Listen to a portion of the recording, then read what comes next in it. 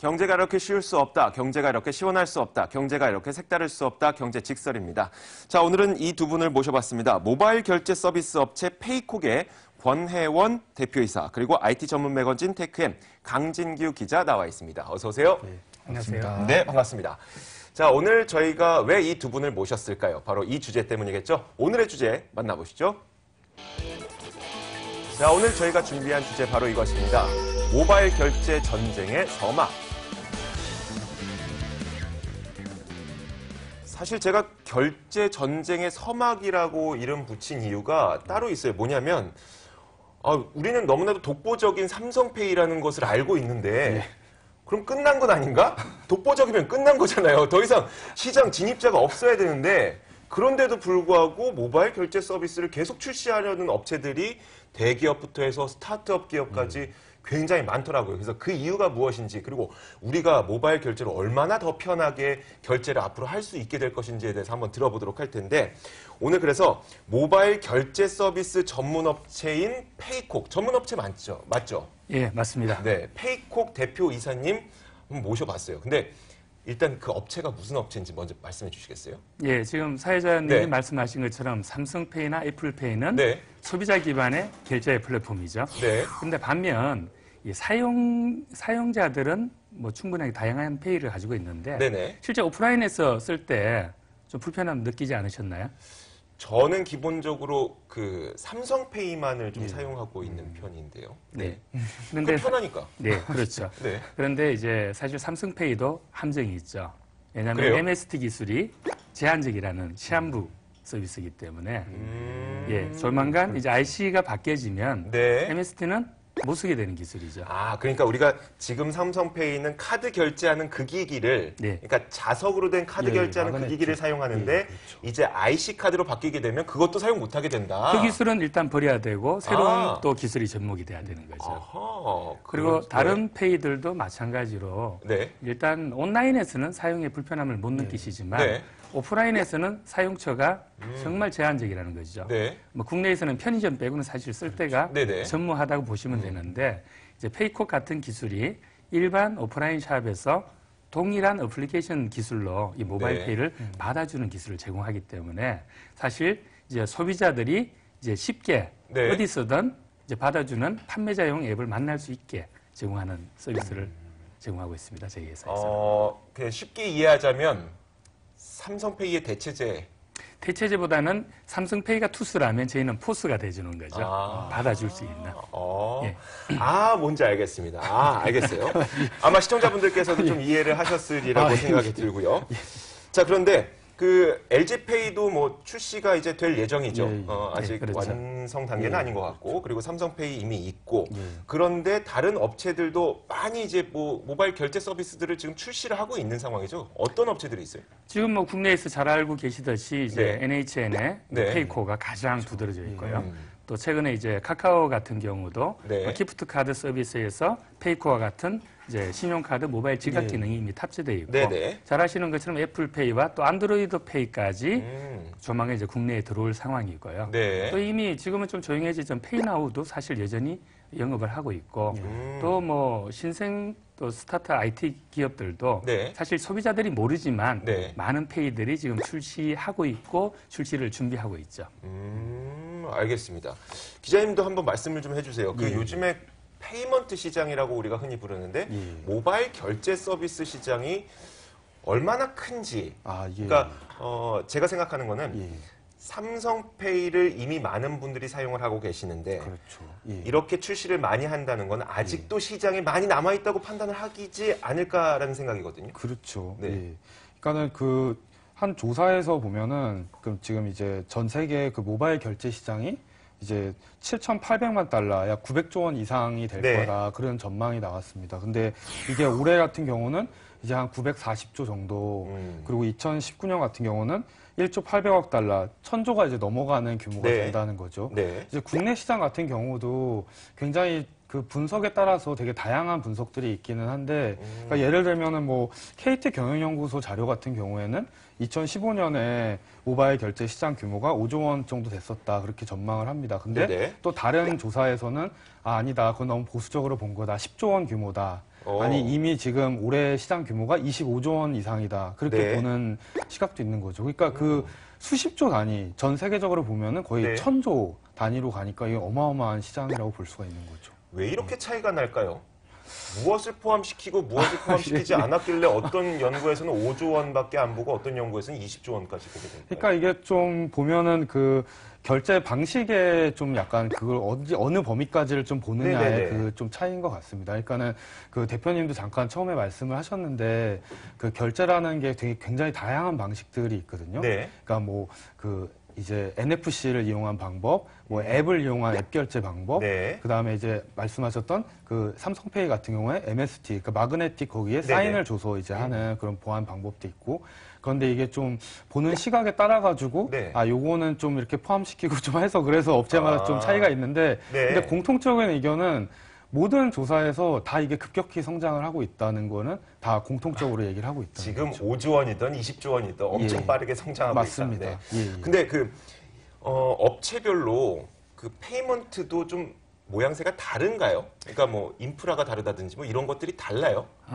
좀 다르다고 볼 수 있는데요. 네. 사실 방금 기자님도 말씀하신 것처럼 평가액이 다른 이유가 있어요. 네네. 일단 국내 신용카드 회사들이 네. 자체적으로 발급하는 모바일 앱 카드가 있습니다. 네. 그 기준으로 했을 때 16년도에 10조 원의 매출을 이미 보고하고 있거든요. 네. 그런데 사실 통계청의 자료를 보면 네. 작년에 이제 매출액이 34조 7천억이 나왔어요. 이유는 무엇인가 네. 하면 신용카드 회사 입장에서는 모바일페이는 순수하게 카드사에서 발급하는 모바일 앱 카드만 모바일 카드라고 그렇죠. 보는데 네. 반대로 삼성페이 같은 경우는 모바일 앱 카드가 없어도 됩니다. 그렇죠. 플라스틱 카드 정보를 넣으면 네. 그들이 봤을 때는 그게 모바일 카드로 보는 거죠. 어. 그러니까 금융회사, 네. 카드사가 보는 관점과 어. 또 페이먼트 회사가 제공하는 방식에 따라서 그 관점이 달라지는 거고요. 통계적으로 스마트폰에 들어가 있는 모바일 결제를 총괄적으로 보면 작년에 이미 35조에 육박하는 정보가 이미 통계청 자료에서 나오고 있습니다. 일단 통계청에서는 굉장히 넓은 넓게. 시야로 좀 그렇죠. 봤었군요. 알겠습니다. 근데 지금 그 대표님의 그 내용을 보니까 중국에서는 또 중국 나름대로의 결제 서비스를 갖고 있고 그것이 또 우리나라에 들어올 수도 있다면서요? 이미 들어왔습니다. 들어왔어요? 네, 예를 들어서 이제 중국 같은 경우는 한국에는 네. 모바일 페이가 사실 기프트 카드보다는 신용 카드에 집중돼 있죠. 네네. 반대로 중국은 모바일 페이가 신용 카드로 시작한 것이 아니라 네. 선불 카드로 시작을 했습니다. 선불 카드요. 그래서 네. 알리페이나 위챗페이는 이제 미리 충전해 놓은 금액이나 네. 아니면 체크 카드처럼 통장 잔고가 있는 금액을 모바일 페이로 옮겨서 쓸 때만 네. 쓸 수 있는 금액인데 네. 대부분이 이제 한국에서 이미 잘 알고 있는 위챗이나 알리페이는 네. 신용카드 기반이 아니고 그런 충전형 체크 카드나 뭐 또 기프트 카드 네. 이런 개념으로 이해하실 수 있다는 것이죠. 그런데 그게 우리나라에서 성공할 수 있을까요? 왜냐하면 우리나라는 워낙 신용카드의 문화에 젖어 있다 보니까 결제 방식을 바꾼다는 건 좀 쉬운 게 아니거든요. 그래서 사실 이제 저희가 처음에 이제 조금 언론의 주목을 받았던 네네. 이유도 저희가 이미 2015년에 알리페이 결제 모듈을 이미 확보하고 탑재해 두었어요. 근데 아직은 상용화는 못 시키고 있습니다. 네네. 왜냐하면 정책적인 부분도 좀 있고요. 예, 또 반면에 위챗페이 같은 경우도 네. 작년에 이제 저희가 탑재를 했지만 네. 서비스 운영 체계가 한국과는 완전히 다릅니다. 체크카드 같은 경우는 네. 그 카드사에 내가 쓸 수 있는 금액 여신을 가지고 승인을 받고 나중에 그렇죠. 받으면 되잖아요. 네네. 근데 신용카드 같은 그렇죠. 경우는요. 그런데 알리페이나 위챗페이는 반드시 충전돼 있는 금액이 있어야만 가져올 수 있어요. 네. 그 승인 주체 자체가 달라지는 거죠. 네. 카드사가 아니고 네. 페이 운영사인 이제 알리바바나 예. 이제 텐센트가 해주는 거다 보니까 음. 승인을 누구에게 요청하는가 하면 카드사를 보는 게 아니고 네. 그 운영사를 보내게 됩니다. 반대로 한국의 페이는 네. 삼성페이든 모든 페이든 승인을 내려면 반드시 결제를 카드사로 보내야 신용카드사에서. 돼요. 네. 그래서 운영 체계가 다르고 또 이제 가지고 있는 현금을 가지고 쓰는 거다 보니까 기존에 이제 알리페이나 위챗페이는 어떻게 보면 결제라기보다는 송금에 가깝죠. 네. 근데 한국에 오면 송금 형식이 되면 이제 받는 계좌를 알려준다든지 복잡해지잖아요. 네네. 그걸 이제 결제로 시스템을 바꾸어서 사용하다 보니까 실제로 알리페이나 위챗페이가 해외 결제 사례가 제일 먼저 구축된 데가 대한민국이고 지금 이미 이제 공항 면세점이나 네. 아니면 뭐 백화점 뭐 이런 데서는 이미 알리페이, 위챗페이가 지금 실제 가동이 되고 있죠. 저만 못 알아듣나요? 좀 어려운데, 그러니까 뭐냐면 그 뭐 알리페이라든지 위챗페이는 선불 그 카드, 체크카드 형식의 결제 서비스라고 말씀하셨잖아요. 그렇죠. 그러니까 제가 궁금했던 거는 사실 사람들이 그러면 내가 돈을 넣어놓고 통장에 돈을 넣어놓고 그걸 결제를 해야 된다는 건데 그렇죠. 사람들이 신용카드를 우리나라에서 쓰는 이유는 미리 돈을 넣어놓는 그 과정이 필요 없어서 그렇죠. 신용카드를 많이 사용하잖아요. 네, 맞습니다. 그러면은 그 습성을 바꿀 수가 있겠느냐는 궁금증이었었는데요. 그게 사실 최근에 이제 한국에서 그걸 바꾸는 회사가 있죠. 핀테크 그래요? 스타트업이 네, 네. 이제 송금을 결제로 접근해서 성공한 기업이 있습니다. 네네. 뭐 업체 이름을 말해도 될까요? 아, 네, 토스라는 회사 네네네. 유명하시잖아요. 네. 거기도 사실 저 취지는 송금 기반이었는데 결제로도 쓸 수 있거든요. 네. 이게 프로세스를 결제로 쓰느냐 단순 현금 송금으로 쓰느냐 네. 방식만 살짝 손을 대주면 아, 쉽게 쓸 수는 있습니다. 아, 그러면은 굳이 우리가 지금까지 해왔던 그 습성을 버리지 않아도 될 만큼 편하게 그렇죠. 나왔다. 맞습니다. 아, 알겠습니다. 쉽게 말씀해 주시면. 죄송합니다. 페이코라든지 페이나우라든지 SSG 이쪽에서도 페이먼트 서비스를 내놓고 있는데 이쪽은 좀 또 다른 형태를 갖고 있다면서요? 이건 무슨 얘기예요? 사실은 이제 그 회사들 같은 경우는 일단 SSG 같은 경우는 네네. 자신의 이제 이미 그 소비자층도 있고요. 네. 또 판매처도 있고 인프라가 있죠. 네. 이제 거기에 자기의 고정 고객을 더 충성 고객을 만들겠다.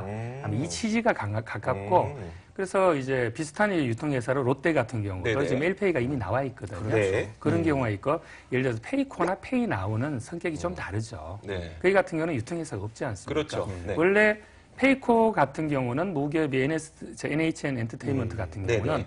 빅데이터 전문 기업입니다, 원래. 그렇죠. 예, 그렇기 때문에 저희가 추측컨대 네. 실제 페이코를 운영해서는 흑자를 내기가 쉽지 않을 것이다. 네. 다만 자신만의 인프라를 가지고 소비자들의 소비 패턴과 관련된 빅데이터가 쌓인다면 네. 이게 단순히 페이만이 아니라 다른 뭐 보험 상품이라든지 그렇죠. 네. 금융 상품이라든지 아니면은 어떤 상품 기획이라든지 네. 충분히 응용할 수 있는 영역이 커지는 거죠. 이게 핵심인 거죠. 네. 부연 설명을 드리면은 네. 대표님이 굉장히 중요한 부분을 짚으셨는데요.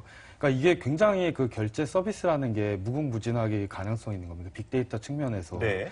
그러니까 그 가령 예를 들면은 그 이제 그 관광지에서 네. 그 예를 들면 뭐 진해 군항제를 하는데 거기에 모이는 사람들과 소비 패턴을 분석을 한다. 네. 그럼 이거를 빅데이터 분석을 한다는데 어디랑 하느냐? 이거는 카드사랑 하고 있습니다. 그렇죠. 예, 카드를 사용 많이 카드 하니까. 사용하는 거. 근데 현금은 안 그렇죠. 잡히고. 그렇죠. 근데 카드 사용하는데 물론 이게 개인정보 디테일한 건 알 수가 없지만 네네. 연령대, 그렇죠. 성별, 네. 그다음에 소비가 어디에서 많이 되는지 그런 것들을 다 이제 알 수가 있거든요. 네. 그렇기 때문에 그런 정보를 갖고서는 이제 굉장히 다양한 게 활용을 할 수가 있는 거죠. 마케팅뿐만 아니고.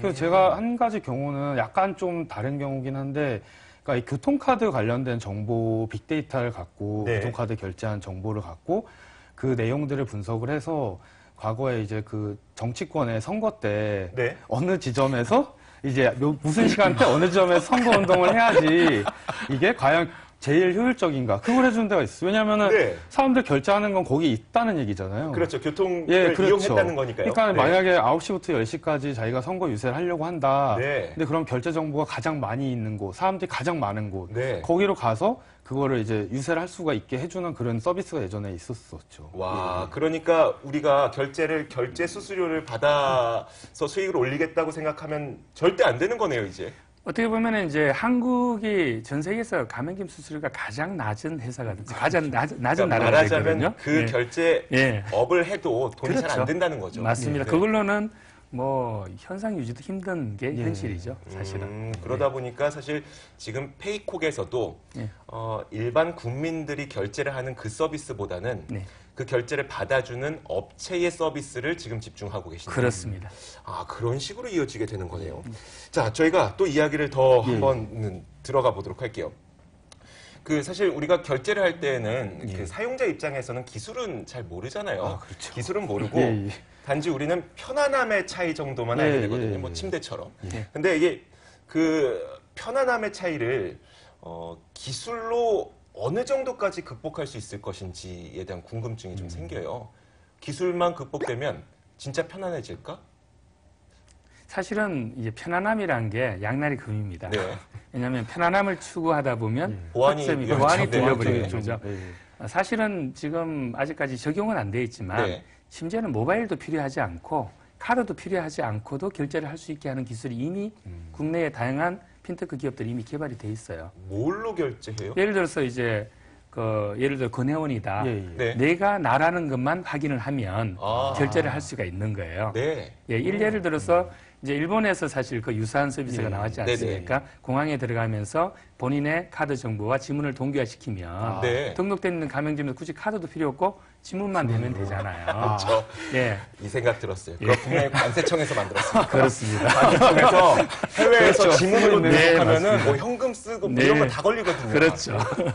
아무튼 말씀해 주세요. 그런 것처럼 지금 뭐 페이스를 이용한다든지, 네. 뭐 홍채를 이용한다든지, 정맥을 이용한다든지, 네. 심지어는 보이스 예. 아니면 걸음걸이조차도 활용할 수가 있어요. 네. 근데 다만 이제 소비자들은 이게 공상과학 영화에서만 보던 게 그렇죠. 기술로 구현이 되니까 네. 불안한 거죠. 네. 근데 사실 이제 그런 부분 때문에 하나의 정보를 가지고 결제를 쓴다면 위험하다 보니까 네. 최근에 삼성페이 같은 경우도 지문만이 아니라 홍채도 예, 들어가 같이 있고 네. 뭐 다른 기술들이 지금 한 3개 정도 아마 혼합적으로 나온 것 같은데 그래서 본인이라는 것을 확인할 수 있는 방법을 여러 가지 중복을 한다면 네. 사실은 스마트폰이 없어도 어. 결제는 할 수 있습니다. 그렇겠네요. 근데 지금 말씀하셨던 생체 인증 기술은 예. 얼마나 가까이 다가왔는지 모르겠어요. 근데 예. 이제 그 기술 이외에도 예.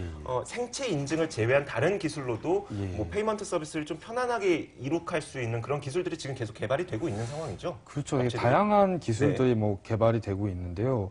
그러니까 이제 뭐 보면은 이제 중국에서 특히나 이게 완전히 히트를 쳐가지고 많이 하고 있으시고 뭐 네네. 대표님이 더 잘하시고 쭉 관련돼서 할 건데 이제 QR 코드라는 게 있잖아요. 네. 그러니까 QR 코드는 이제 특성화된 그림인데 그 그림을 갖고서는 이제 그냥 그 휴대폰 카메라로 해가지고 네. 그 특성한 코드를 갖고서는 이제 결제를 할 수 있는 방식을 이제 적용을 한 거죠. 네. 근데 이거의 장점은 제가 이제 한 가지 사진을 되게 특이한 사진을 봤는데 네. 그러니까 우리나라는 되게 이제 결제 카드 단말기나 이게 되게 잘 돼 있는 편이잖아요. 네. 근데 중국 같은 경우는 아직까지도 그런 시골이나 이쪽은 아직 보급이 덜 됐다고 그러더라고요.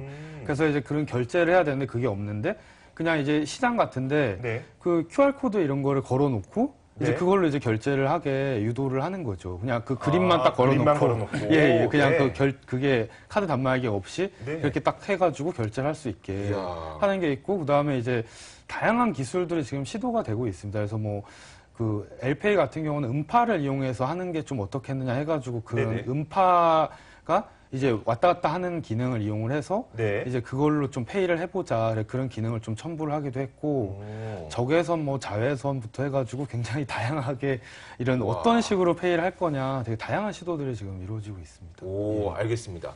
자, 굉장히 다양한 시도로 우리가 시장에 갔을 때, 예, 예. 그 1,000원짜리 달래 파시는 분들한테 포스 설치하세요. 카드 결제기 설치하세요. 이게 안 되니까. 그렇죠. 뭐 이렇게 다양한 시도들이 이루어지고 있는 것 같은데, 예. 그 말은 반대로 얘기하자면 사실 모바일 결제를 우리는 일반 직장인들은 편하게 사용하고 있지만, 결국 뭐 사각지대가 분명히 있고, 또 사각지대가 있다는 것은 모바일 결제 시장 자체에 어떤 장애물도 있다는 이야기일 것 같거든요. 네. 앞으로 어떤 장애물들이 있을까요? 뭐 방금 저 기자님도 말씀하셨는 것처럼 사실 스마트 기기는 뭐 젊은 층들은 잘 사용합니다. 네네. 예, 예, 그런데 뭐 예를 들어서 뭐 전통시장이나 네네. 이러면 예, 예. 노인분들이나 하다못해 한 50대만 넘어가도 스마트폰 문자 보내는 거 전화 거는 거 말고는 못 쓴다는 분들이 저희 있는데 어머니 자꾸 알람 좀 설정해달라고 하세요. 예, 네. 그렇죠. 그런데 그 경우에 방금 말씀하신 것처럼 이제 QR 코드나 이런 경우는 다양한 정보가 들어갈 수 있는데 네. 사실 그 정보를 처리하기 위해서는 클라우드만 잘 구성이 돼 있으면 되는 것이고요. 사실 페이커의 기술 가운데도 그 기술이 예, 예. 사실 네. 지금 서울시에서도 주목을 가지고 있는 이유가 네. 물론 이제 중국의 QR 코드는 한정이 있었죠. 네. 일반 텍스트 정보가 그냥 노출이 되다 보니까 위조가 쉽다는 것. 네. 그래서 사실 거기에 대한 맹점이 있는데 참고로 한국에서 이제 저희 회사 같은 경우는 QR이 단순한 텍스트 정보가 아니고 암호화된 정보를 쓰고 네. 또 필요한 결제 모듈에서만 복화되게 했기 때문에 안전하게 만들어져 있기는 합니다. 네. 그래서 방식은 똑같죠. 예, 예. 이제 뭐 노점상이나 예, 예. 아니면 전통시장에 QR 스티커 하나만 그냥 그러면은 이제 놓아두면 네. 대신에 소비자들은 이미 스마트폰으로 이 페이를 쓰는 분들은 잘 그렇죠. 사용하고 있거든요. 예. 이미 그게 기술적으로 이미 개발이 돼 있고 상용화를 앞두고 있는 상황입니다. 네. 그렇다면 걸림돌은 별로 없어 보이시나요? 그렇죠. 뭐 사실은 이제 한쪽이 부족하면 잘 쓰는 분들이 그걸 커버해 주면 되거든요. 그렇죠. 네. 그렇죠. 그런 식으로 또 모바일 결제 시장도 계속 발전해 나가는 모습을 볼 수가 있겠네요. 저는 오늘 이 시간을 갖게 되면서 우리가 모바일 결제라고 하면 단순히 소비자의 입장만이라고 생각을 했었는데 공급자의 입장도 다시 한번 생각을 해봐야 우리 전통 시장에 계시는 분들과 뭐 영세상인 분들에게도 좀 도움이 될 수 있겠다는 생각이 들었습니다. 자, 오늘 여기까지 한번 듣도록 하겠습니다. 오늘 페이콕 권혜원 대표이사 그리고 테크엠 강진규 기자 함께 했습니다. 오늘 도움 말씀 고맙습니다. 예. 감사합니다.